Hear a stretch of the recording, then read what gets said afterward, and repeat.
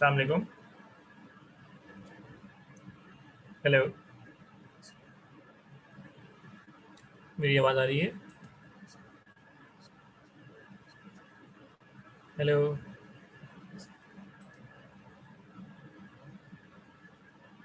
Okay, right. ठीक ठीक होगा। Thank you very much. Thank you, thank you. और आप लोग सब खैरियत से हैं? ठीक है। अब मैं एक दफ़ा आप लोगों से स्क्रीन शेयर कर लेता हूँ, 1 मिनट। लास्ट टाइम हम लोगों ने ईडीआई किया था।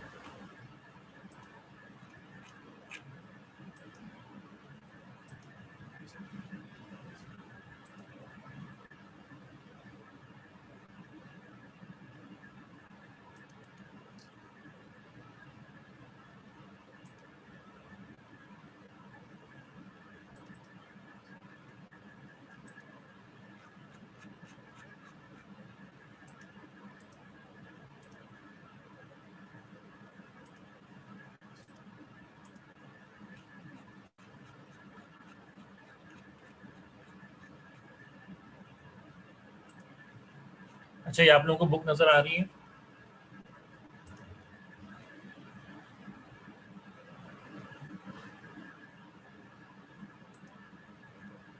Okay, good.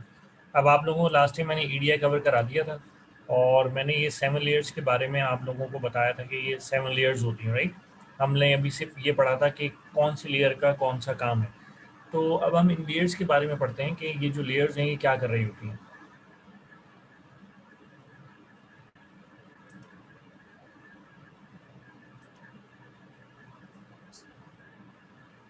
जी बताइए हसन, किस तरह की अपडेट?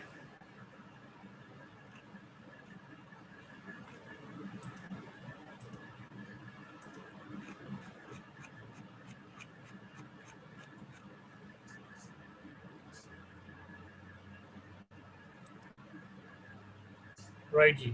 अब हमारे पास, ये मैंने आपको बताया था कि हमारे पास 7 लेयर्स हैं, राइट? अगर जो आप फिगर में देख रहे हैं तो इसमें जो सबसे ऊपर वाली लेयर है वो बेसिकली एप्लीकेशन लेयर है। एप्लीकेशन लेयर के बारे में मैंने कहा था कि ये लेयर नंबर 7 है।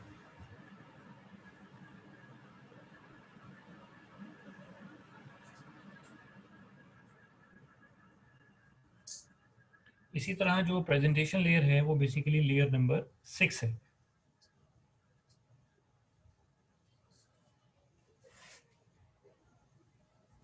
और सिमिलरली जो हमारी सेशन लेयर है वो हमारी लेयर नंबर 5 है।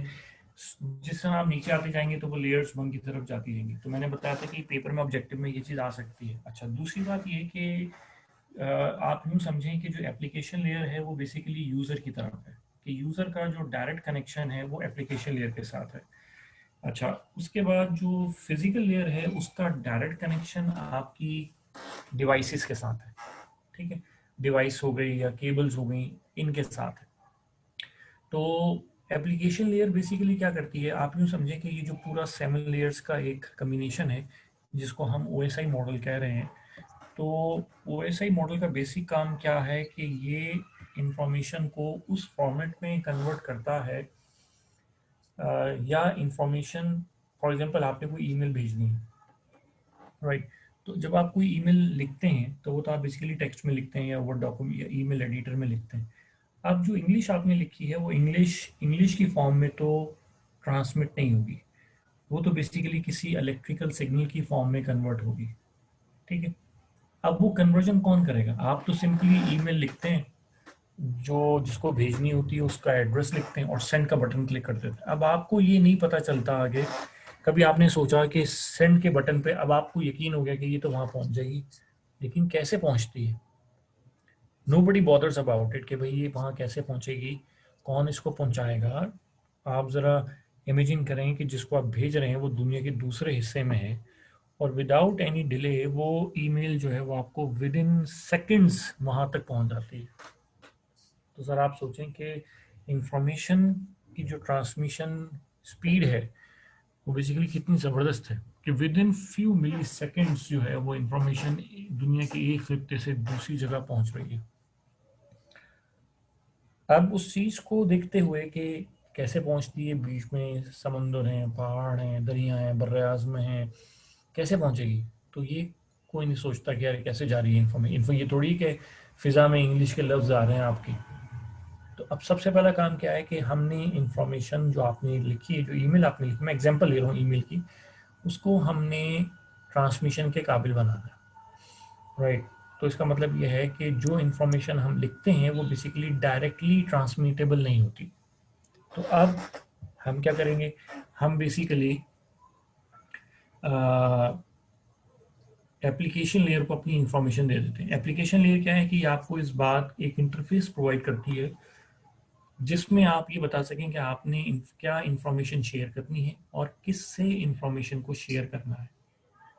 तो वो जो एप्लीकेशन लेयर है उसका काम क्या है, यूज़र के साथ इंटरेक्शन करना, यूज़र से इनपुट्स लेना और यूज़र्स को रिस्पॉन्स देना। आप जब ईमेल लिखते हैं तो आप सेंड का बटन क्लिक कर देते हैं, आप उसको इनपुट दे रहे होते हैं।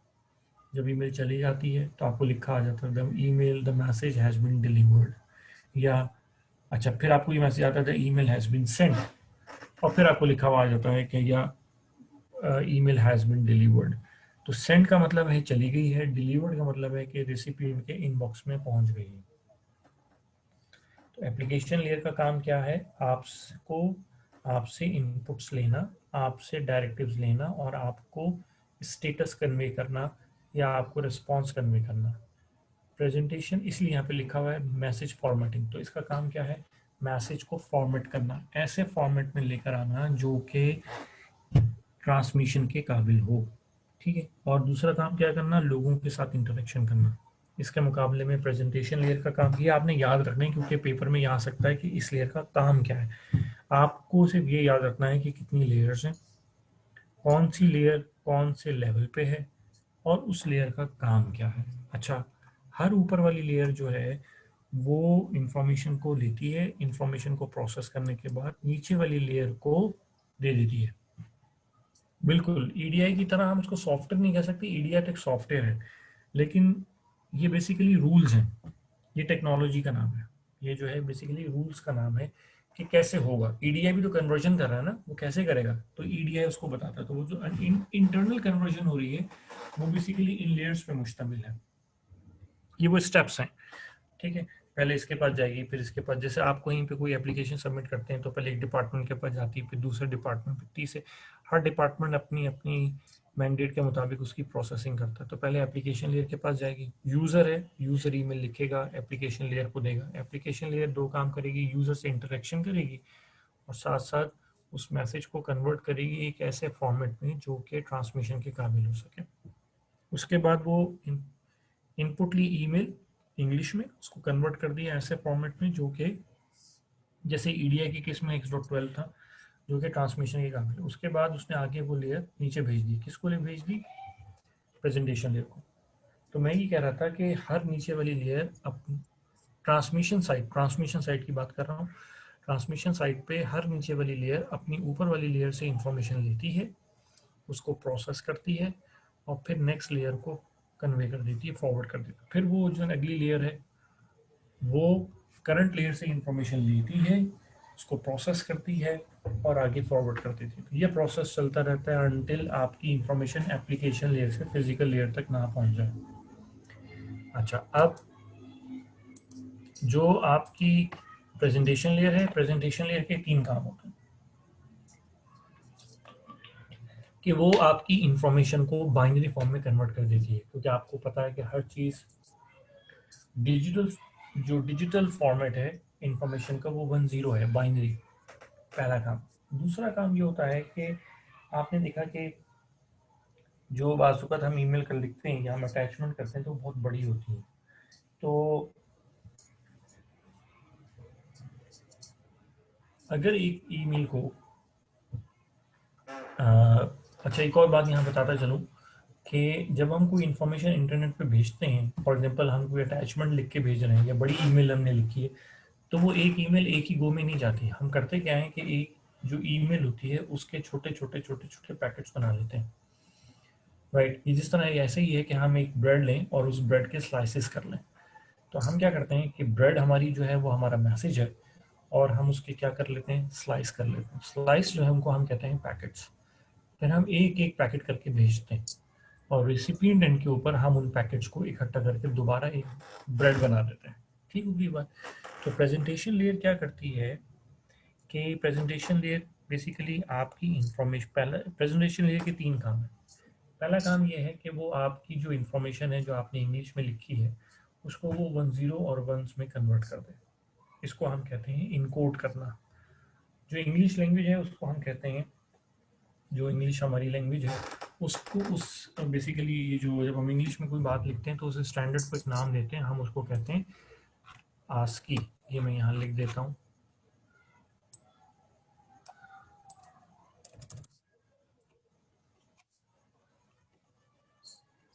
एक मिनट मैं स्क्रीन शेयर कर लूँगा ना।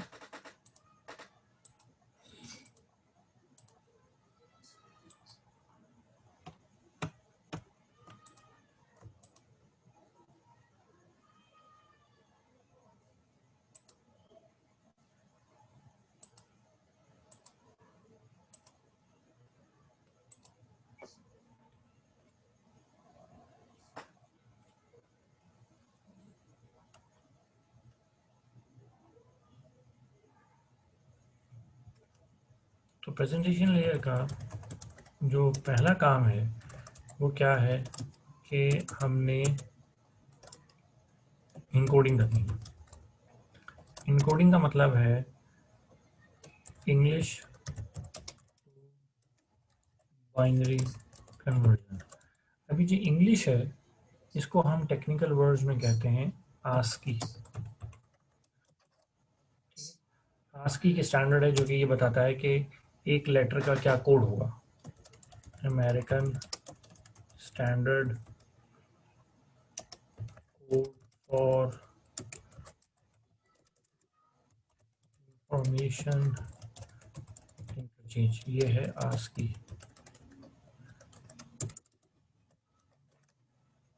American standard code for information interchange.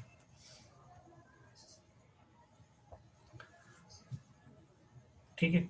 तो इनकोडिंग का मतलब क्या है, ये जो इंग्लिश है ये किस स्टैंडर्ड में होती है, आस्की में। तो हमने आस्की टू क्या कन्वर्जन करनी है, बाइनरी।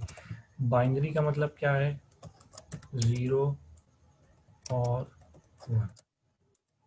ये हमने कन्वर्जन कर दी। अच्छा, दूसरा काम क्या है प्रेजेंटेशन लेयर का। प्रेजेंटेशन लेयर का जो दूसरा काम है वो है कि इंक्रिप्शन करना। ट्रांसमिशन साइट के ऊपर इंक्रिप्शन करना। TX का मतलब है ट्रांसमिशन साइट, और इंक्रिप्शन करना रिसीविंग एंड के ऊपर, रिसीविंग साइड।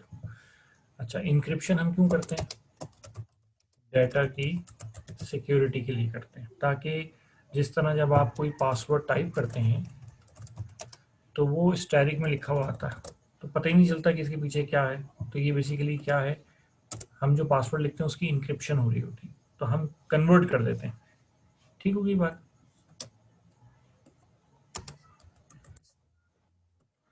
तो ये बेसिकली दूसरा पार्ट हो गया। जो तीसरी चीज है इनकोडिंग के बाद वो है कंप्रेशन। कंप्रेशन इस चीज को कहते हैं कि reduce the file size without losing the content slash। तो यहाँ आपको 3 चीजें मैंने बता दी हैं। ठीक है। इंक्रिप्शन किस चीज को कहते हैं, converting plain text into ciphertext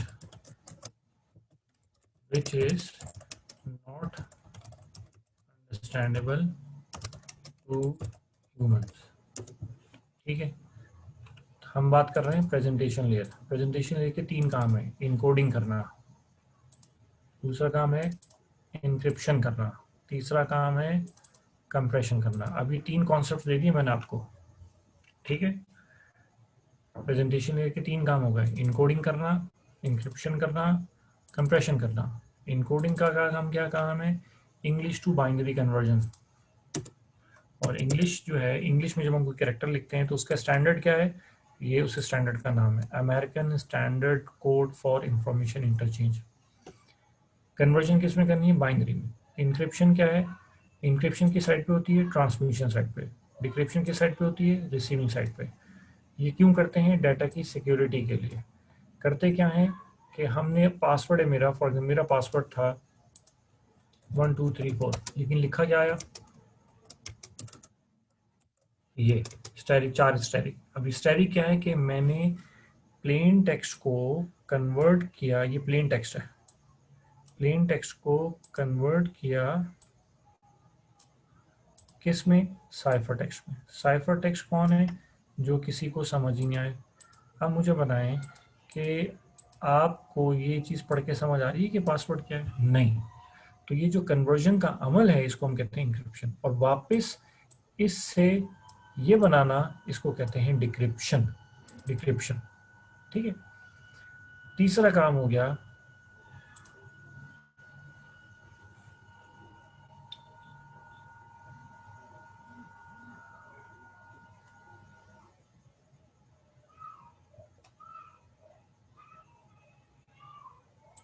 जी, पासवर्ड जो हिडन होता है उसको साइफर बोलते हैं। हाफिज साहब, मैंने ये कहा है कि जो इंक्रिप्शन है ये हम डाटा को सिक्योर करने के लिए करते हैं। डाटा को सिक्योर करने का मतलब ये है कि जब हम कोई इंफॉर्मेशन लिखें तो वो किसी को समझ ना आए। तो हम, जब आप ईमेल पे लॉगिन होते हैं तो आपका जो भी पासवर्ड है, फॉर एग्जांपल आपका पासवर्ड है 1234, लेकिन जब आप 1 टाइप करते हैं तो लिखा आपको क्या नजर आता है? स्टैटिक। जब आप 2 टाइप करते हैं तो क्या लिखा नजर आता है? स्टैटिक। इसका मतलब है कि अगर आपकी कुर्सी के पास कोई और शख्स खड़ा हुआ है तो जब ये देखेगा तो उसको ये नहीं पता चलेगा कि स्टैटिक के पीछे 2 है, ये सिर्फ आपको पता है। तो उसको क्यों नहीं पता चला? क्योंकि हमने डाटा को इनक्रिप्ट कर दिया। तो इंक्रिप्शन का मतलब है डाटा को एक ऐसे शक्ल में तब्दील कर देना जो किसी को समझ में ना आए, तो इसको हम कहते हैं इंक्रिप्शन। इंक्रिप्शन क्या है? प्लेन टेक्स्ट को कन्वर्ट करना साइफर टेक्स्ट में। प्लेन टेक्स्ट ये है, पढ़ो समझ आ जाए, 1234 प्लेन टेक्स्ट, सादा text. Static static static static समझ ही नहीं आता कि क्या है, इसके पीछे क्या है, nobody knows unless and until सिर्फ मुझे पता है कि इस 4 स्टैटिक के पीछे 1234 है, तो ये मेरे अलावा कोई समझ नहीं सकता। इसका मतलब क्या है? ये साइफर टेक्स्ट। अब इसको इसमें कन्वर्ट करना, ये प्रोसेस क्या कहलाता है? इंक्रिप्शन। लेकिन साइफर टेक्स्ट को दोबारा प्लेन टेक्स्ट में कन्वर्ट करना क्या कहलाता है? डिक्रिप्शन। कुछ समझ आई मेरी बात? इनकोडिंग क्या है? इनकोडिंग का मतलब है इंग्लिश को बाइनरी में कन्वर्ट करना, 0 और 1 में, ठीक है। सिंपल कन्वर्जन जो है 0 to 1, ये इनकोडिंग है। सिंपल कन्वर्जन, क्योंकि 0 1 के बगैर तो आप कुछ कर ही नहीं सकते, लेकिन उसके बाद उसको मजीद चेंज करना सिक्योरिटी के लिए, वो क्या कहलाती है? इंक्रिप्शन।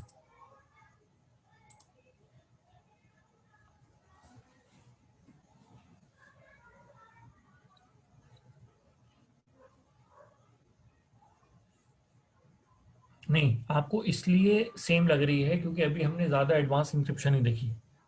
इंक्रिप्शन में हमेशा 0 1 नहीं होता। इंक्रिप्शन के अंदर 0 1 के अलावा भी, जिस तरह मैं तो कह रहा हूँ ना इंग्लिश से 0 1, इंक्रिप्शन में मैं क्या कर रहा हूँ? 0 1 तो नहीं है, ये तो स्टैटिक आ गया, राइट। तो इसका कोई और फॉर्म होगा, इसके ऊपर हम कोई और मैथमेटिकल फॉर्मूला भी लगा सकते हैं, तो ये कम्प्लेक्स चीज होती है। इनकोडिंग का मकसद छुपाना नहीं होता, इनकोडिंग का मकसद होता है कंप्यूटर के लिए काबिल प्रोसेस बनाना।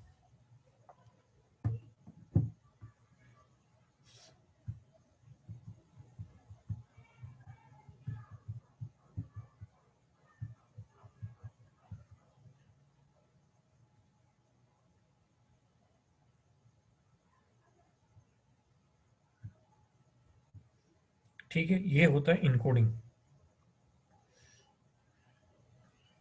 इंक्रिप्शन क्या होती है कि सिक्योरिटी के लिए आपने कोई चीज करनी है, तो उसको कहते हैं इंक्रिप्शन। तो प्लेन टेक्स्ट क्या है? जो कि जो देखे उसको समझ आ जाए कि क्या लिखा है। साइफर टेक्स्ट क्या है? कि कोई पढ़े तो उसको समझ आए कि ये क्या लिखा है, ये साइफर टेक्स्ट है। अब प्लेन टेक्स्ट को साइफर में कन्वर्ट करने के लिए के अमल को हम क्या कहते हैं? इंक्रिप्शन। और इंक्रिप्शन का जो रिवर्स प्रोसीजर होता है उसको क्या कहते हैं? डिक्रिप्शन। तो अब हमने 4 चीज़ें पढ़ ली हैं आज अभी तक। हम OSI मॉडल पढ़ रहे हैं, उसमें हमने कहा कि जो लेयर 7 है वो एप्लीकेशन लेयर है, उसके 2 काम है, ह्यूमन कंप्यूटर इंटरेक्शन, ठीक है,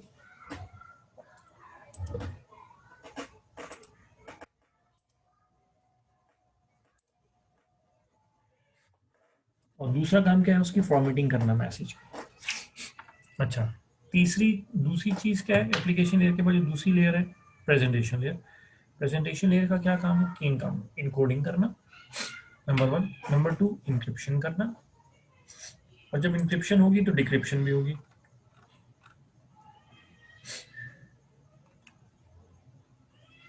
जी जी, मैं ये शेयर कर दूंगा बिल्कुल। ये स्लाइड्स तो वॉइस मैसेज में भी इंक्रिप्शन हो सकती है, बिल्कुल सही कह रहे हैं मुबशर आप।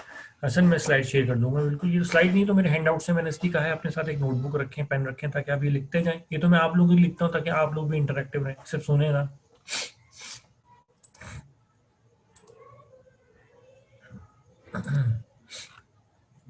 ओके, तो अब हमारे पास तीसरी चीज हो गई। बिल्कुल बिल्कुल आप साहब, इनकोडिंग होगी तो डिकोडिंग भी होगी। तो अब इनकोडिंग कहाँ होगी? ट्रांसमीटर साइड पे। डिकोडिंग कहाँ होगी? रिसीविंग एंड के ऊपर। बिल्कुल, जब आप ईमेल भेजेंगे तो वो इंग्लिश में लिखेंगे, लेकिन जाएगी किस में? 0-1 में। जब वो रिसीविंग के साइड पे पहुंचेगी तो मिलेगी किस फॉर्म में? 0-1। लेकिन वो पढ़ेगा किस में? इंग्लिश में। तो कन्वर्जन तो होगी दोबारा। इनकोडिंग होगी तो डिकोडिंग होगी, इंक्रिप्शन होगी तो डिक्रिप्शन होगी, ठीक है।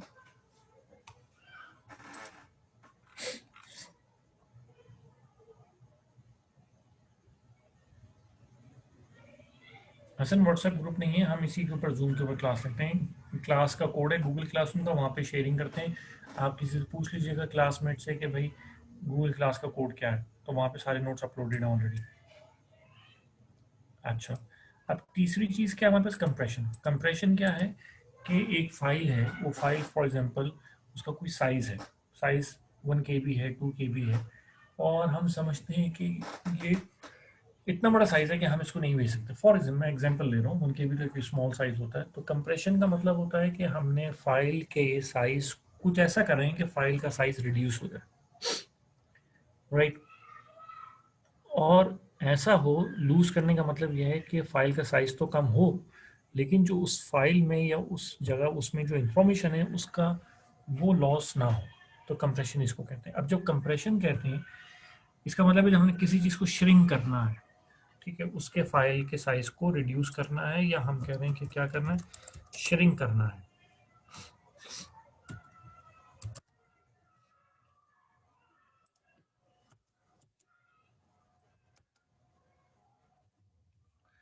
अच्छा, अब जब हम रिसीविंग एंड पे जाएंगे तो इसका मतलब ये हो गया कि अब हम, कंप्रेशन है तो कंप्रेशन का उलट होगा। यस, तो कंप्रेशन का उलट क्या होगा? इनकोडिंग है तो डिकोडिंग है, ठीक है। इंक्रिप्शन है तो डिक्रिप्शन है। तो कंप्रेशन है तो क्या है? What is the opposite of the compression? Reversal of compression क्या कहलाएगा? रिसेशन। वाह, वेरी गुड, एक्सीलेंट। वैसे होता नहीं है ये। अच्छा, और लेकिन it's good answer, I like it. Recession तो कम होता है ना, तो कंप्रेशन का मतलब भी कम है। तो कोई और लफ्ज होगा जो कि उसको बढ़ाएगा। कंप्रेशन का मतलब है फाइल के साइज को रिड्यूस करना। तो कंप्रेशन के ऑपोजिट का मतलब होगा कि फाइल के साइज को बढ़ाना नहीं, रिड्यूस साइज को ओरिजिनल साइज पे लेकर आना। अब ना ये ना हो कि आप समझें कि कंप्रेशन का जो उलट है उसका मतलब है फाइल के साइज को बढ़ाना। नो, फाइल का एक साइज था, ओरिजिनल साइज था, आपने क्या किया? उसको कम किया, रिड्यूस किया। तो क्या हुआ? जिस तरह लोग कहते हैं कि जी हम डाइटिंग कर रहे हैं वेट लॉस करने के लिए, तो उसके बाद वो दोबारा वेट गेन कर लेते हैं, तो वापस ओरिजिनल वेट गेन का मतलब ये नहीं होता कि मैं और वेट गेन करूं। तो बेसिकली कंप्रेशन क्या है? फाइल के साइज को रिड्यूस करना। रिवर्सल ऑफ कंप्रेशन की ये है कि रिड्यूस्ड साइज को ओरिजिनल साइज पे रिस्टोर करना, जिसको हम कहते हैं डीकम्प्रेशन, राइट। तो एक चीज हो गई हमारे पास कंप्रेशन स्लैश डीकम्प्रेशन, ठीक है। यहाँ पे भी लिख दो इनकोडिंग स्लैश डिकोडिंग। तो तीनों चीजें बता दी। तो अब आपको समझ आ गई, अब ये पेपर में लाजमी आएंगे, मैं बता दूं आपको। इनकोडिंग डिकोडिंग का मतलब है simple ASCII to binary conversion, ठीक है। इंक्रिप्शन का मतलब क्या है, प्लेन टेक्स्ट को साइफर टेक्स्ट में कन्वर्ट करना।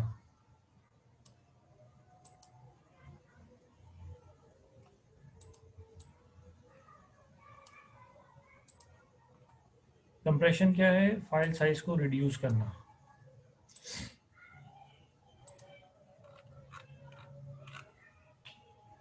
यहां तक क्लियर हो गया। अब ये तीनों काम कौन कर रहा है, प्रेजेंटेशन लेयर कर रही है, ठीक हो गई बात। ओके, प्रेजेंटेशन लेयर कौन सी लेयर है, ये लेयर 6 है। यहाँ तक कोई कंफ्यूजन। तो ये पेपर में 3 ऑब्जेक्टिव के तौर पे आ सकता है कि इनकोडिंग क्या है, डिकोडिंग क्या है, कंप्रेशन क्या है, डीकम्प्रेशन क्या है, इंक्रिप्शन क्या है, डिक्रिप्शन क्या है। वो पूछ ले इंक्रिप्शन का रिवर्सल क्या है, तो आप ये नहीं कहेंगे डीकम्प्रेशन है।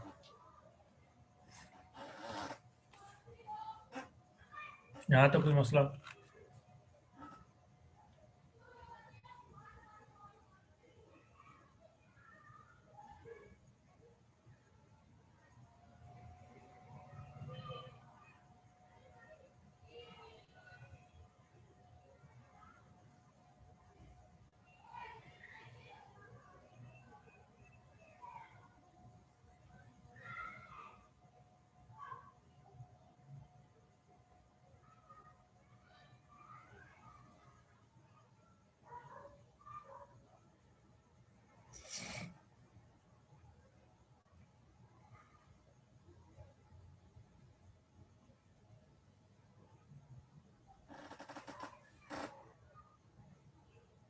यहाँ तक किसी को कोई इशू है तो प्लीज़ बताइए।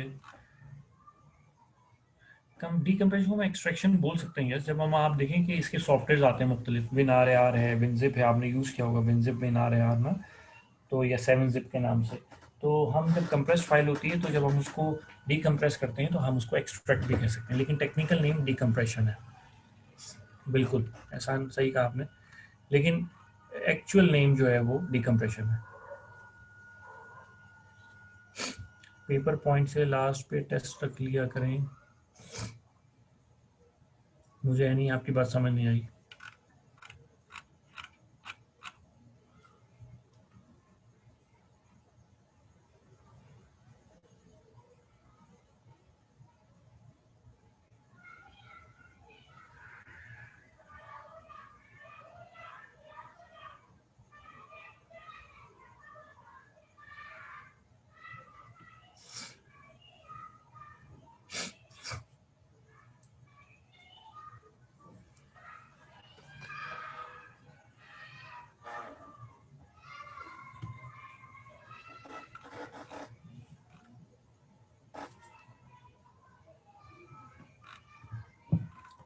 एग्जाम में नहीं समझ रहे मुझे कि आप लोग क्या करें।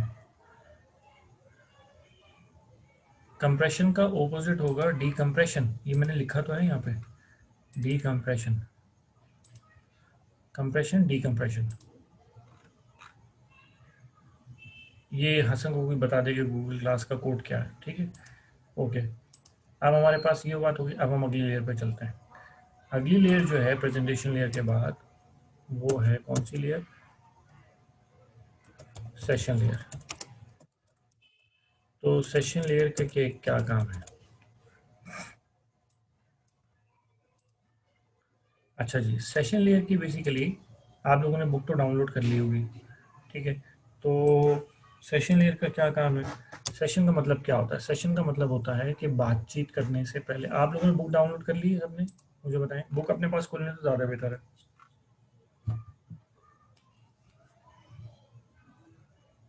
अभी आप लोगों के सामने ये वर्ड की फाइल ओपन हो रही है ना।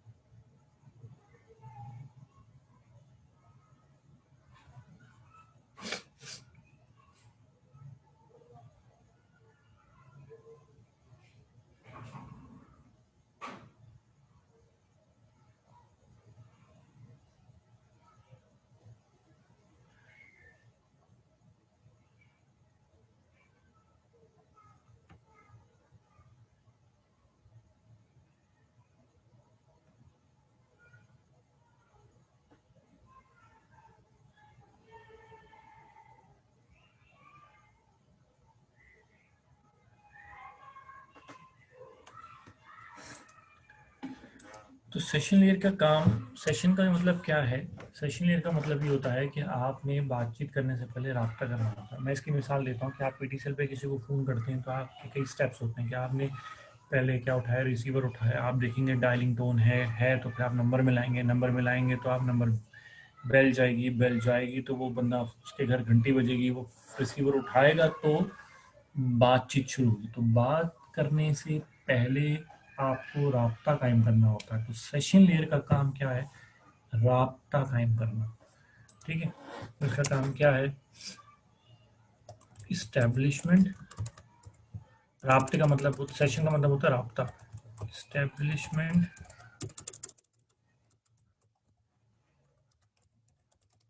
Of session. अच्छा, अब जब राब्ता कायम हो गया, ठीक, उसको कहते हैं इस्टेब्लिशमेंट। तो अब आपने उसको क्या करना है? कायम भी रखना है। तो मैनेजिंग द सेशन। अच्छा, उसके बाद जब बात ख़त्म हो गई तो आपने सेशन को ख़त्म कर देना है। तो टर्मिनेशन ऑफ द सेशन। वरना अगर मैं काम करूँ कि आपको कॉल करूँ और आप खुदा, मैंने डायल किया और मैं, बात भी हो गई, आपने रिसीवर रख दिया, लेकिन मैंने अपना रिसीवर नहीं रखा, तो आपकी लाइन तो होल्ड रहेगी। तो इसलिए राब्ते को डिस्कनेक्ट भी करना होता है। तो establishment of the session, managing the session and termination of the session. तो ये तीन चीज़ें जो हैं वो। अच्छा, अब उसके बाद जब आप सेशन करते हैं तो कोई कोई अनऑथोराइज शख्स सेशन हमारा, हम चाहते ये हैं कि हम जब जिससे राब्ता कायम कर रहे हैं तो हम ये इत्मीनान भी कर लें कि जिससे हम, जैसा बाज़ को तो गलत नंबर मिल जाता है, ठीक है, तो गलत नंबर अगर गलती से मिल जाए तो अलग बात है, लेकिन अगर कोई शख्स जानबूझ के गलत नंबर मिला है और दूसरे को ट्रैप करने की कोशिश करे, तो फिर उसका मतलब क्या है कि ये कोई सिक्योरिटी अटैक है। तो हम फिर क्या करते हैं, हम इस बात का इत्मीनान करते हैं कि जिस जो हमसे राब्ता कायम करने जा रहा है या हम जिससे राब्ता कायम करने की कोशिश कर रहे हैं वो लेजिटिमेट है, राइट। तो इसको कहते हैं ऑथेंटिकेशन। ऑथेंटिकेशन का मतलब होता है वेरीफाइंग आइडेंटिटी, कि जो शख्स हमसे बात करना चाह रहा है हम उसकी शनाख्त को वेरीफाई करें। जैसा होता है ना, प्रूफ वेरीफाई या प्रूफ दी आइडेंटिटी, ठीक है। तो ये बेसिक मतलब ये होता है। ओके जी, गुड। तो सेशन लेयर का काम क्या हो गया? सेशन का मतलब है राब्ता, राब्ता कायम करना, कायम रखना और फिर ख़त्म करना। और चौथी चीज़ मैंने क्या बताई थी कि इस राब्ते के बाद आपने, राब्ता कायम करते वक्त आपने शनाख्त को भी प्रूव करना है, ठीक है। तो ये ऑथेंटिकेशन है। अच्छा जी, अब हो गई नेक्स्ट बात। अब है अगली लेयर कौन सी है? Transport layer. ट्रांसपोर्ट लेयर जो है वो कौन सी लेयर है? वो बेसिकली लेयर 4 है, ठीक है ना, ऊपर से हम आ रहे हैं। तो ट्रांसपोर्ट लेयर तो वैसे आप चाहे नीचे से काउंट कर लें या ऊपर से काउंट कर लें तो 4 है, लेकिन ट्रांससेशन लेयर अक्सर पेपर में आता है क्योंकि सेशन लेयर को अगर ऊपर से काउंट करें तो 5th है, राइट, 765 है। तो मतलब सॉरी, अगर ऊपर से काउंटिंग करें तो 3rd होगी, लेकिन नीचे से करेंगे तो 5th होगी। तो ये इसलिए ज़रूरी है कि हम उस चीज़ का ख्याल रखें। ओके, ट्रांसपोर्ट लेयर का काम क्या, ट्रांसपोर्ट का काम क्या होता है? ट्रांसपोर्ट का काम क्या होता है कि भाई भेजना, आमदोरफ्त, ठीक है, तरसील करना। तो ट्रांसपोर्ट लेयर का काम क्या है? फ्लो ऑफ इंफॉर्मेशन को control the, flow of information. अच्छा, अब जब आप इंफॉर्मेशन भेज रहे होते हैं तो कोई एरर भी आ जाता है, तो एरर को कंट्रोल करना। एरर क्या है कि आपने कोई इन्फॉर्मेशन, जहाँ आप और मैं, हम फ़ोन पे बात कर रहे हैं, हम जूम पे बात कर रहे होते हैं, तो बाज़ वक़्त क्या होता है, आपको मेरी बात नहीं पहुंचती। क्यों? क्योंकि इंटरनेट कनेक्शन अच्छा नहीं है, कहीं पर कभी किसी वक्त बैंडविड्थ पूरी नहीं है। तो फिर क्या होता है, आप इस बात को रियलाइज़ करते हैं कि आपको पूरी मालूमात नहीं मिली। आप क्या करते हैं, मुझे बताते हैं कि भाई हमें मालूमात नहीं मिली, दोबारा बता दें।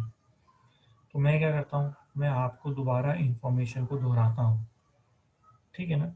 अच्छा, अगर मैं बहुत तेज बोलूँगा तो आपको समझ ही नहीं आएगी। इसका मतलब है कि जो मेरी ट्रांसमिशन की स्पीड है वो उतनी होनी चाहिए जितना आप उसको सुन सकते हैं। तो ये क्या हो गया, फ्लो कंट्रोल। अच्छा, दूसरी चीज़ क्या है कि एरर कंट्रोल, कि जब हम ट्रांसमिट करें तो ट्रांसमिशन के दौरान कोई एरर ना आए, कोई पैकेट ड्रॉप ना हो, कोई पैकेट लॉस ना हो, इंफॉर्मेशन लॉस ना हो। तो हम इसको क्या कहते हैं, हम ये कहते हैं कि ये क्या है, ये इंफॉर्मेशन एरर कंट्रोल है basically, in other words to say. ठीक है, तो इस चीज़ के लिए हमारे पास कौन सी लेयर है, ट्रांसपोर्ट लेयर। तो ट्रांसपोर्ट लेयर का काम क्या हो गया, ट्रांसपोर्ट लेयर का काम है कि हमारे पास इंफॉर्मेशन के तीन काम हो गए। एक, ट्रांसपोर्ट लेयर का काम क्या हो गया कि फ्लो ऑफ इंफॉर्मेशन को कंट्रोल करना। दूसरा क्या है कि अगर कोई एरर आ जाए तो उस एरर को कंट्रोल करना।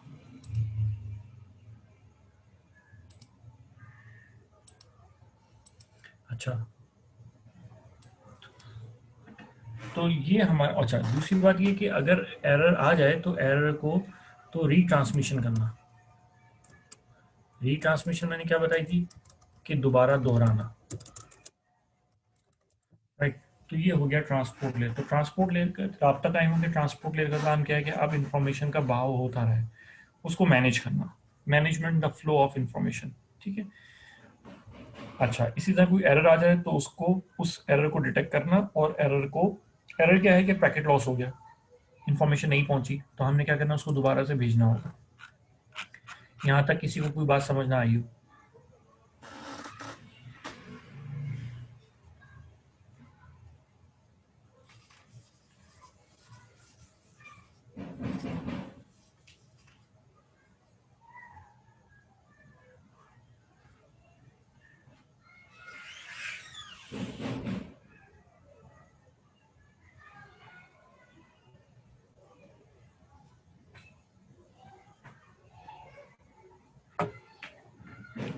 मेरी आवाज़ समझ आ रही है सबको? या एरर को रेक्टिफाई करना बिल्कुल सही है। ईमेल की एग्जाम,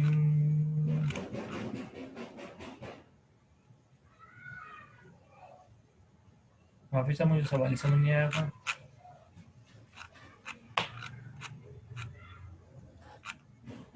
देखिए, जब आप ईमेल ईमेल करते हैं और फॉर एग्जांपल ज़रा सोचें कि मैं आपका इंटरनेट कनेक्शन बंद कर दूं और आप सेंड का बटन दबाते हैं, तो क्या ईमेल जाएगी? नहीं जाएगी। वो देखेगी कि भाई दूसरे से रब्ता ही नहीं हो रहा, या राब्ता कायम करने की कोशिश करेगी। तो पहले जब भी हम ईमेल जब सेंड करते हैं, जब इंटरनेट चल रहा हो तो सेंड फॉरन हो जाता है, क्यों? राब्ता पहले से कायम हुआ हुआ होता है। लेकिन अगर आप एक काम करें कि ईमेल लिखने के बाद, सेंड का बटन दबाने के बाद फिर इंटरनेट ऑन करें, तो देखिएगा कितनी टाइम लगेगा। क्यों? क्योंकि पहले वो राब्ता कायम करेगा, राब्ता कायम करने के बाद राब्ते को कायम रखेगा, फिर वो इंफॉर्मेशन को भेजेगा। तो पहले राब्ता कायम होता है, फिर इंफॉर्मेशन जाती है। ठीक है। तीसरी बात, एक और बात यहाँ बता दूँ कि ट्रांसपोर्ट लेयर का एक और काम ये होता है कि जब आप पूरी, फॉर एग्जांपल आप एक कोई, जिस तरह कोई, मैं रिकॉर्डिंग करता हूँ, हम लेक्चर की रिकॉर्डिंग कर लेते हैं और आप मुझसे कहते हैं कि सर आप अपनी रिकॉर्डिंग की जो फाइल है वो मुझे भेज दें। तो वो काफ़ी बड़ी फाइल होगी, तो जब मैं आपको भेजूंगा तो वो बेसिकली पूरी की पूरी फाइल एक वक्त में नहीं चली जाएगी। तो हम क्या करेंगे, हम उस इंफॉर्मेशन को ब्रेक करेंगे। मैंने आपको बताया कि जो फाइल होती है उसको बेसिकली छोटे छोटे पैकेट्स में तोड़ा जाता है। ठीक है। तो अब फाइल को पैकेट में तोड़ना, इस इस काम को कहते हैं सेगमेंटेशन। ठीक है। और जब वो रिसीविंग एंड पे आएगा तो हम पैकेट्स को जोड़ के क्या बनाएंगे, फाइल। ठीक है। तो हम इस काम को क्या बोलते हैं, हम इस काम को बोलते हैं असेंबली। ठीक है। तो एक होगी सेगमेंटेशन। सेगमेंटेशन का मतलब क्या है इसको कुछ लोग सेगमेंटेशन भी बोलते हैं, कुछ लोग इसको फ्रेगमेंटेशन भी बोलते हैं, लेकिन बेहतर नाम क्या है? सेगमेंटेशन। हमने इंफॉर्मेशन को, फाइल को पैकेट्स में तोड़ दिया, ब्रेकअप करना। दूसरा काम मैंने क्या बताया था कि पैकेट्स को असेंबली, पैकेट्स को दोबारा, पैकेट्स को फाइल की सूरत में बना देना। तो हम इसको क्या बोलेंगे? असेंबली करना। हमने उसको असेंबली कर दी, असेंबल कर दिया, एक जगह पे इकट्ठा कर दिया।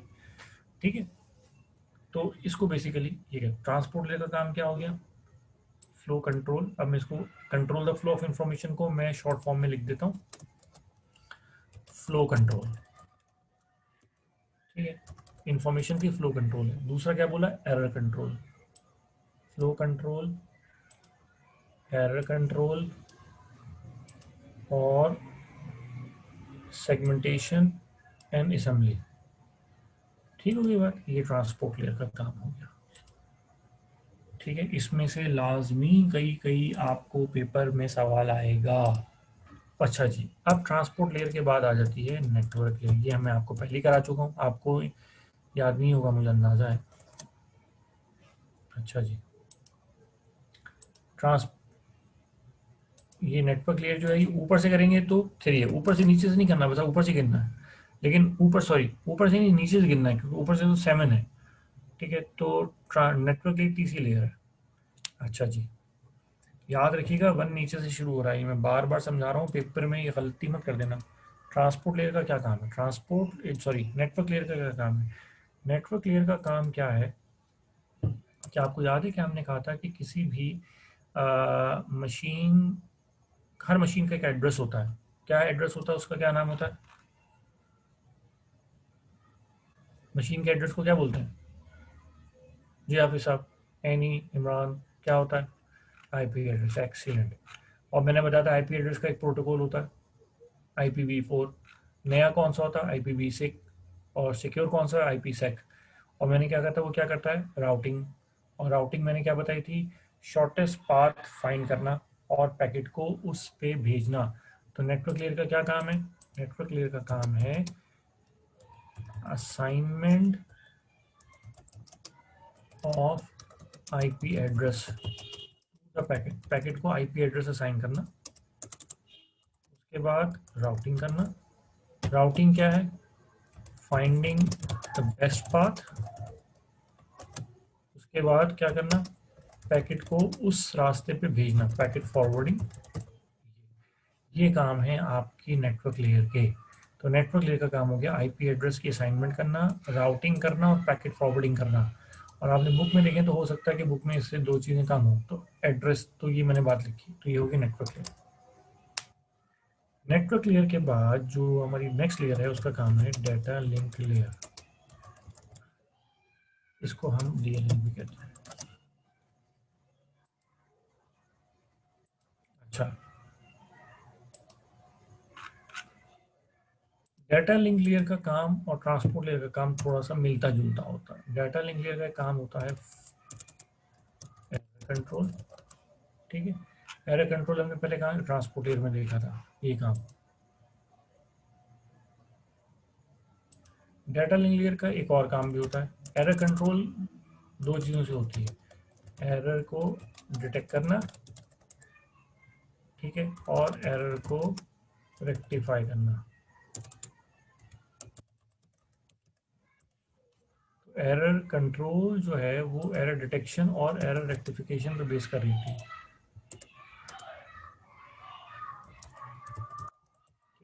अब एरर कंट्रोल के बाद जो दूसरा काम होता है वो होता है फ्लो कंट्रोल। अब आप कहेंगे कि ट्रांसपोर्ट लेयर भी ये काम कर रही है और डाटा लिंक लेयर भी काम कर रही है, तो इन दोनों में फ़र्क क्या है? फ़र्क बता देता हूँ। फ़र्क ये होता है कि आप यूँ समझें कि एक जंजीर है, चेन है, उस चेन का एक सिरा है और एक दूसरा सिरा है, लेकिन दरमियान में मल्टीपल स्टेशन हैं या कड़ियाँ हैं। तो वो जो दरमियान में, यूँ समझें कि, अच्छा चलो इसको मैं यूँ समझाता हूँ कि आपकी ट्रेन है, ट्रेन की एक इंजन आगे लगा, एक पीछे लगा, फॉर एग्जाम्पल। इसको तो हम कहेंगे एंड पॉइंट्स। अच्छा, दरमियान वाली बोगी दूसरी बोगी तीसरे के साथ कनेक्टेड है, तीसरी चौथी के साथ कनेक्टेड है, और दोनों इंजन आपस में डायरेक्टली कनेक्टेड नहीं है लेकिन बोगियों के साथ कनेक्टेड है। तो ट्रांसपोर्ट लेयर का काम है end to end error control करना। लेकिन इंटरमीडिएट डिवाइसेस के साथ एरर कंट्रोल करने का काम किसका है? इंटरमीडिएट डिवाइसेस या इंटरमीडिएट कनेक्शंस के ऊपर एरर कंट्रोल, फ्लो कंट्रोल करना किसका काम है? डाटा लिंक लेयर का। लेकिन ट्रांसपोर्ट लेयर का यही काम जो है ये किसके ऊपर है?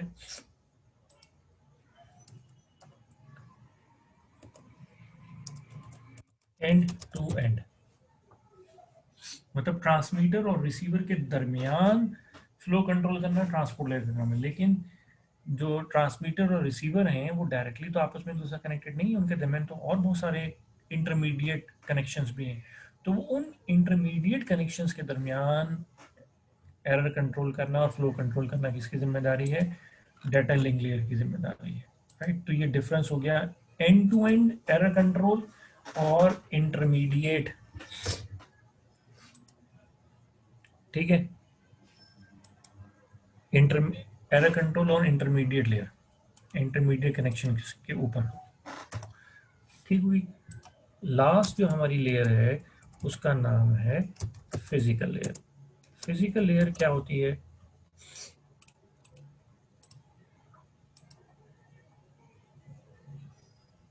जिसके जो कि आपके डाटा को बिट्स की फॉर्म में, इसको हम कहते हैं स्ट्रीम, स्ट्रीम कहते हैं बहाव, स्ट्रीम ऑफ बिट्स की फॉर्म में भेजती है। Physical layer is responsible for the actual transmission of bits. अब बिट्स बनी कब थी? आप याद करें, बिट्स कहाँ बनी थी? यहाँ बनी थी इनकोडिंग में, प्रेजेंटेशन लेयर पे। लेकिन अब वो भेज कौन रहा है उसको? Physical layer.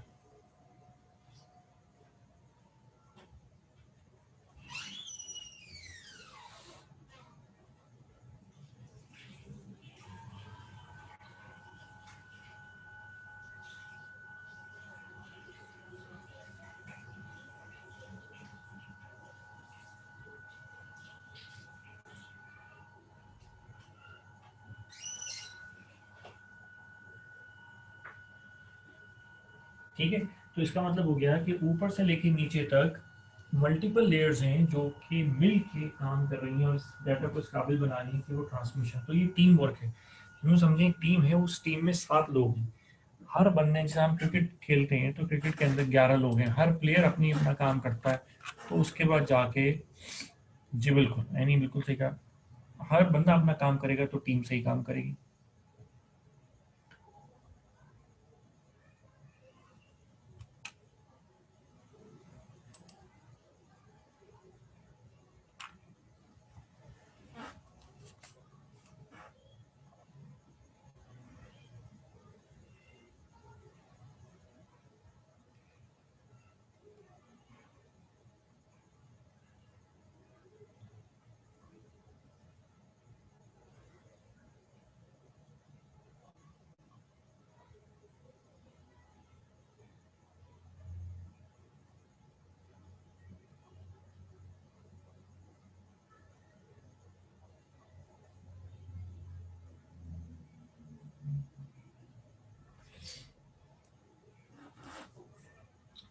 यहाँ तक कोई कंफ्यूजन है तो बताएं। फिजिकल, हाफिज साहब, फिजिकल लेयर का काम ये है, फिजिकल का मतलब है एक्चुअल, टेंजिबल, ठीक है। कि हमने सेंड का बटन किया, आप जरा सोचें, आपने ईमेल सेंड की, तो यह जो मैं और आप आवाज़ में बात कर रहे हैं, आप सुन रहे हैं, मेरी आवाज़ आप तक कैसे पहुंच रही है? बेसिकली फिजिकली पहुंच रही है ना।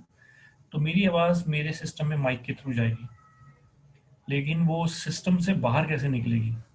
या तो वायरलेसली निकलेगी, या केबल के थ्रू निकलेगी, एंटीना के थ्रू निकलेगी, या वायरलेस ट्रांसमीटर के थ्रू निकलेगी।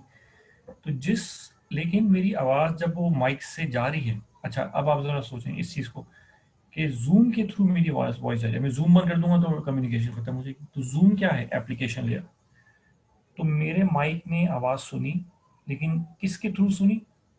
जूम के थ्रू सुनी, तो ये एप्लीकेशन लेयर हो गई। फिर उसने मेरी आवाज़ को 10 के फॉर्म में कन्वर्ट किया, प्रेजेंटेशन लेयर आ गई। फिर उसने इसको इनकोड किया, इनक्रिप्ट किया। व्हाट्सएप के ऊपर कहते हैं ना इंक्रिप्शन हो रही है, इनकोड किया, कंप्रेस किया।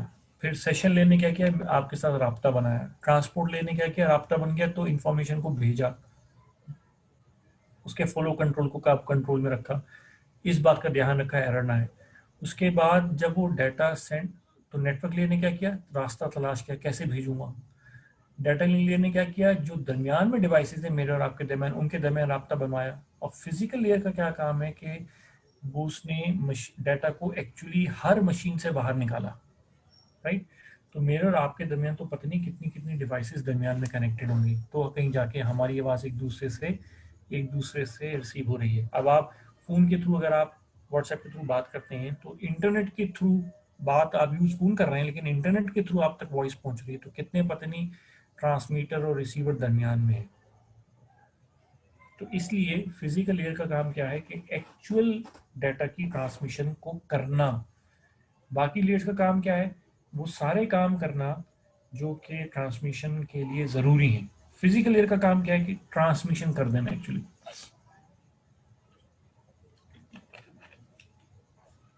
कुछ समझ आए यहाँ पे सब?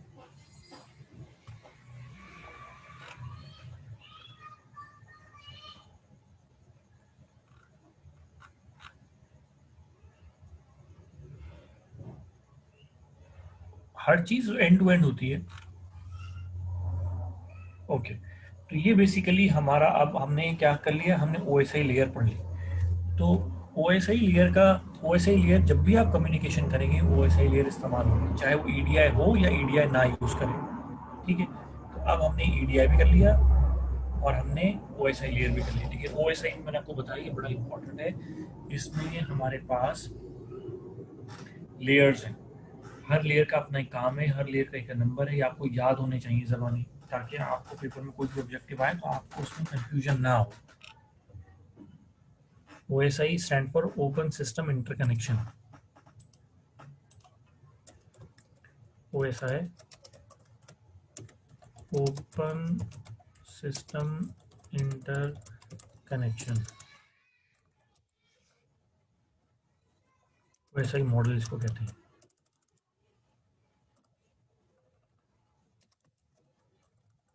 ठीक है, ओपन सिस्टम इंटरकनेक्शन मॉडल, ये 7 लेयर्स पे मुश्तमिल है। बनाया किसने, आईएसओ ने, इंटरनेशनल ऑर्गेनाइजेशन और स्टैंडर्डाइजेशन।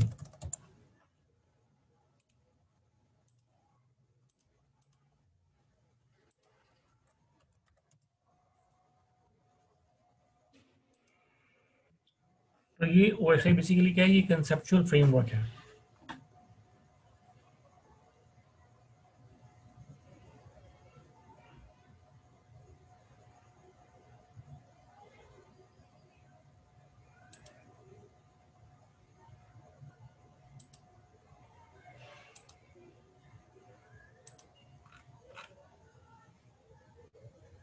ईडीआई तो मैंने बहुत डिटेल में बता दिया। ईडीआई से एब्रीवेशन आप कह रही है नहीं, EDI stand for electronic data interchange. ये तो पूरा लेक्चर मैंने इसके ऊपर दिया। ये बेसिकली किस लिए होता है, इंफॉर्मेशन को एक्सचेंज करने के लिए। आपने बुक नहीं पढ़ी, इसका मतलब आप लोग बुक नहीं पढ़ रहे हैं जो मुझसे एब्रीवेशन पूछ रहे हैं यहाँ पे। That is not nice symptom. तो भाई किताब पढ़ें, ये क्या बात हुई, जब आपने सुन लिया, जब आपने पूरा टॉपिक सुन लिया और फिर आपको एब्रीवेशन नहीं पता, ये तो अजीब सी बात होगी। That is not a good sign, next time ऐसा ना हो।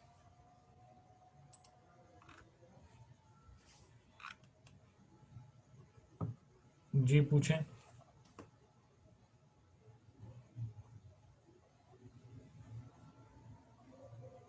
आप ही सब पूछें।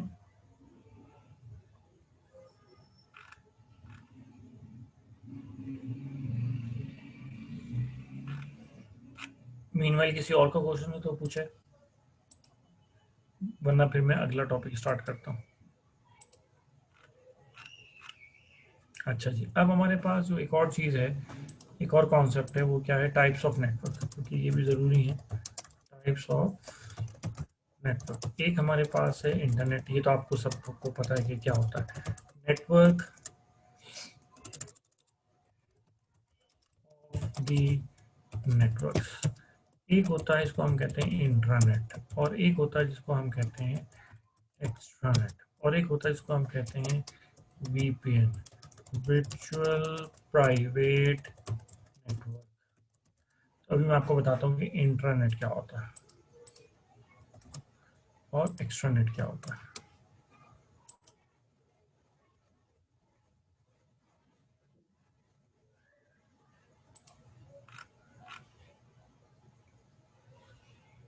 इंटरनल और एक्सटर्नल कस्टमर में फ़र्क क्या है? ओके, इंटरनल कस्टमर का मतलब ये है, इंटरनल कस्टमर जो है वो एम्प्लॉयज़ होते हैं। फॉर एग्जांपल, सेल्स डिपार्टमेंट को, सेल्स डिपार्टमेंट क्या करेगा? चीज़ें बेचेगा, लेकिन उसको क्या चाहिए? कोई चीज़ होगी तो वो बेचेगा ना।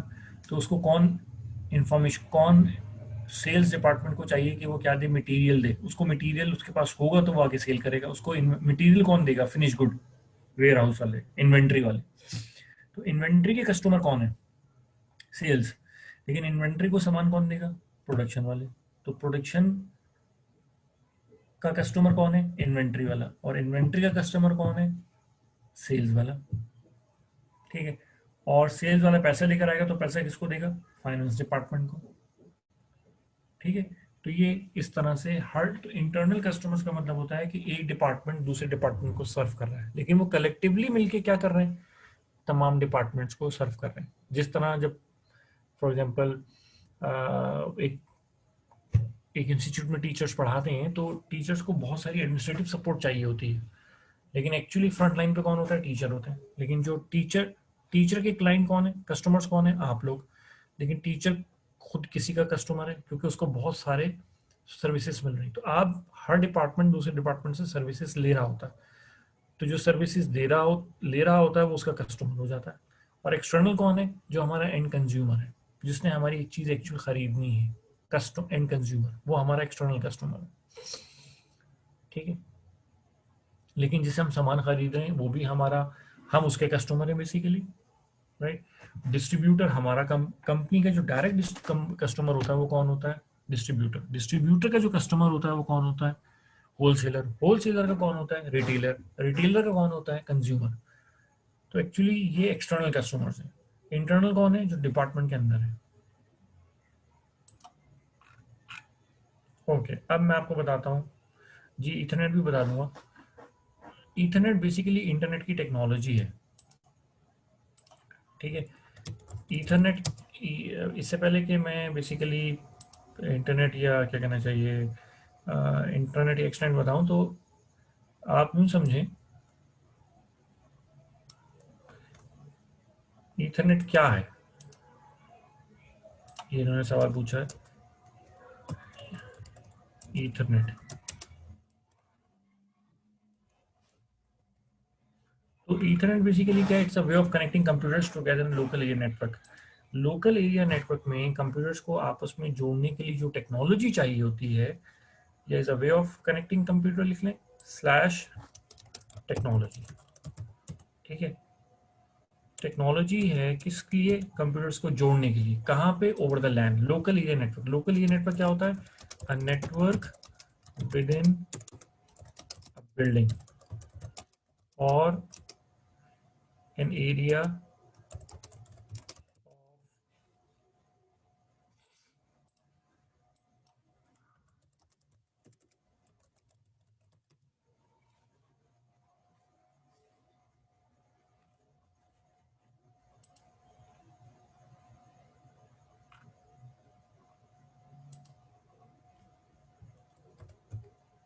Few kilometres. मतलब एक building with in, for example, with in a building और फ्लोर। ठीक है। और अ कैंपस। ये ईथरनेट क्या है? ईथरनेट ये है कि विद इन अ लैन, लैन भी टाइप ऑफ नेटवर्क है। चलो यहाँ पे लिख लेते हैं, लैन भी लिख लेते हैं, ये भी लिख लें, वैन, मैन। ठीक है। VPN, ये भी लिख लें। काट के ये लिख लेता हूँ। ठीक है, क्या है?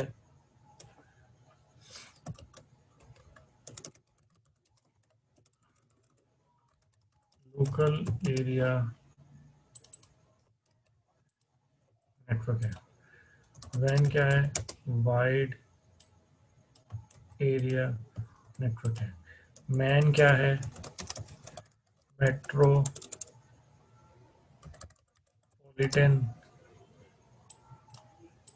एरिया नेटवर्क है। तो ये टाइप्स हो गई नेटवर्क की। ठीक है, internet, intranet, extranet, local area network, wide area network, metropolitan area network, virtual private network. अब लोकल नेटवर्क क्या होता है बेसिकली, पहले तो मैं ये बता दूं। Network is a group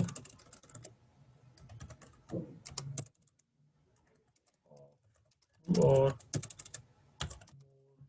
computers, right. अब वो नेटवर्क अगर फ्यू किलोमीटर्स के अंदर है तो हम उसको क्या बोलेंगे? लैन। लेकिन लैन, with in a LAN computers को जोड़ने के लिए जो टेक्नोलॉजी चाहिए उसको हम क्या बोलते हैं? Ethernet, right. तो एक बात क्या हो गई, अब मैंने आपको चार चीजें बताई हैं। नेटवर्क, नेटवर्क क्या है? ग्रुप ऑफ कंप्यूटर्स, ये तो हो गई बात। फिर मैंने क्या बताया था? ये नेटवर्क हो गया। फिर मैंने बताया कि आपके पास क्या है? Types of network. Types of network क्या है? Internet, intranet, extranet, local area network, wide area network, metropolitan area network, virtual private network. अच्छा, अब इसमें लोकल एरिया नेटवर्क क्या है, जो कि हमने सबसे पहले ये पढ़ा है, तो मैं यहाँ लिख लेता हूँ।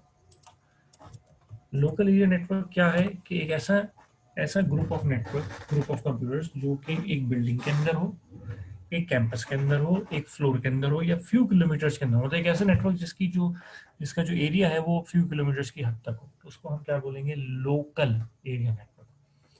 लोकल एरिया नेटवर्क के लिए जो हम टेक्नोलॉजी इस्तेमाल करते हैं कंप्यूटर को आपस में जोड़ने के लिए, उस टेक्नोलॉजी को हम क्या बोलते हैं? ईथरनेट। तो ईथरनेट टेक्नोलॉजी है, Ethernet is a technology to connect computers with in the LAN. तब आपको समझ आ जाना चाहिए कि नेटवर्क क्या होता है, टाइप्स ऑफ नेटवर्क कितनी है, उसमें इंटरनेट क्या है। Internet is a global network, network of all networks. Local ये नेटवर्क क्या होता है? ऐसे नेटवर्क जो कि विद इन फ्यू किलोमीटर्स हो, जो कि जिस तरह इंटरनेट कैफे होता है, जिस तरह अमूमन एक ऑफिस, छोटा सा ऑफिस है, उसकी फ्लोर है, उसका नेटवर्क है। तो और लोकली या नेटवर्क के ऊपर जो कंप्यूटर्स को जोड़ने के लिए आपस में जो टेक्नोलॉजी इस्तेमाल होती है उसको हम क्या बोलते हैं? ईथरनेट।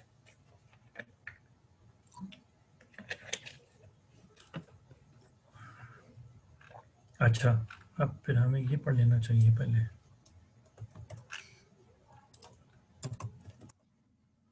इसी तरह जो मेट्रोपॉलिटन एरिया नेटवर्क है, उस वो ऐसा नेटवर्क होता है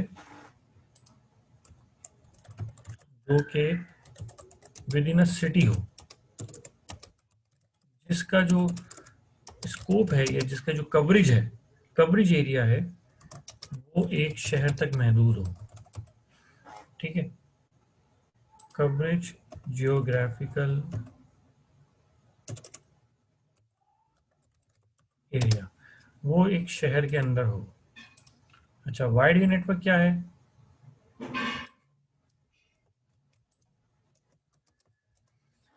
network beyond countries, beyond the cities, provinces, state, countries और इवन कॉन्टिनेंट्स, इसको बोलते हैं वाइड एरिया नेटवर्क।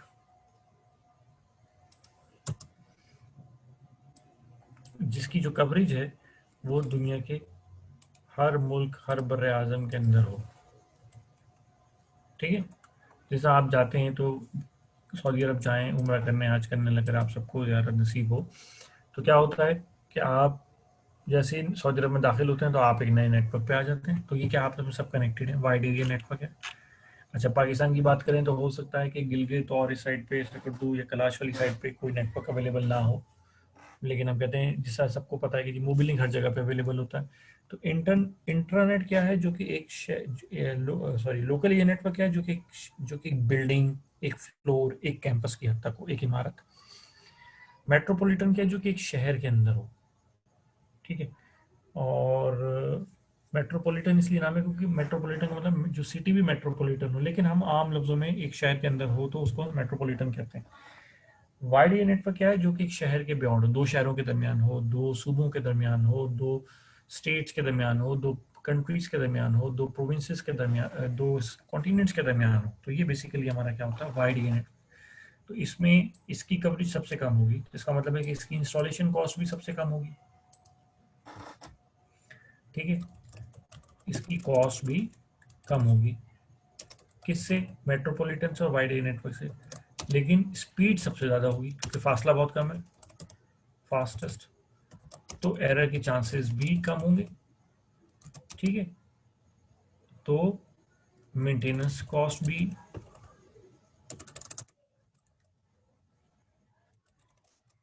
कम होगी, राइट। लेकिन इसके मुकाबले में मेट्रोपॉलिटन एरिया नेटवर्क है तो इसकी कॉस्ट इसके मुकाबले में ज़्यादा होगी, स्पीड कम होगी, एरर के चांसेस ज़्यादा हो जाएंगे। वाइड एरिया नेटवर्क में क्या होता है कि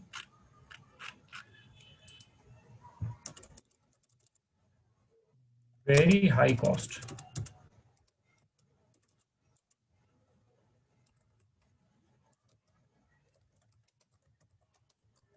ठीक है। स्लो स्पीड क्योंकि फासला बहुत है, हाई एरर चांसेस। लेकिन बेनिफिट सबसे ज़्यादा क्या है कि पूरी दुनिया तक है। तो ये बेसिकली इसके मेरिट्स और डीमेरिट्स हैं। अब आप मुझे बताएं कि आपको ये बातें समझ आ गई।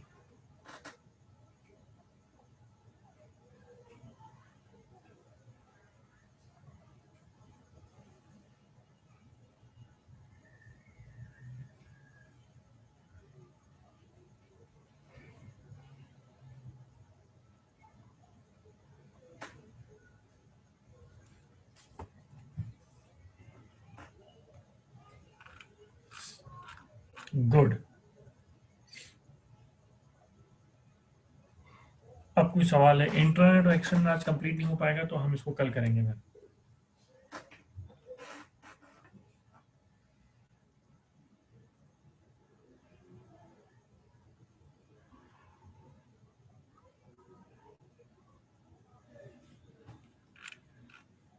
कोई सवाल है तो मुझसे पूछें, इंशाल्लाह। अब आपको आज क्या समझ आ गया, आपको ये पता चल गया कि ओएसआई मॉडल क्या होता है, किसने बनाया है, कितनी लेयर्स होती हैं, हर लेयर का क्या काम है, हर लेयर दूसरी लेयर को सर्विसेज दे रही होती है। उसके बाद हमने टाइप्स ऑफ नेटवर्क भी देखा, हमने देखा कि 7 लेयर्स है, 7 टाइप्स हैं। इंटरनेट क्या है, नेटवर्क क्या होता है, लैन क्या है, मैन क्या है, वैन क्या है, इनके आपस में डिमेरिट्स क्या है, तो ये भी आप लोगों को पता होना चाहिए। ठीक है। चलें जी, इंशाल्लाह फिर मुलाकात होगी। Thank you very much.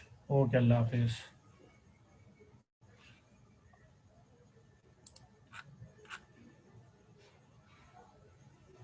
अच्छा, ओके, ईथरनेट और इंटरनेट में क्या फ़र्क हुआ? उसामा, इंटरनेट तो नेटवर्क ऑफ द नेटवर्क है, और ईथरनेट जो है वो टेक्नोलॉजी है। किस चीज़ की? लैन में जो कंप्यूटर्स आपस में होते हैं, एक लोकल एरिया नेटवर्क क्या होगा, उसमें बहुत सारे कंप्यूटर्स होंगे।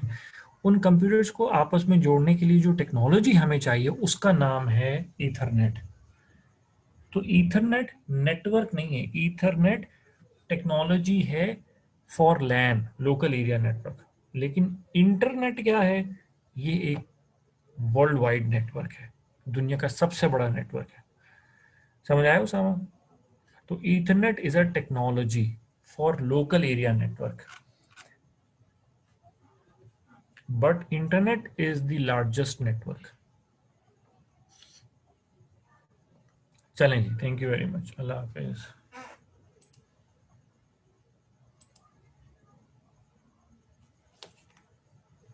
शफी।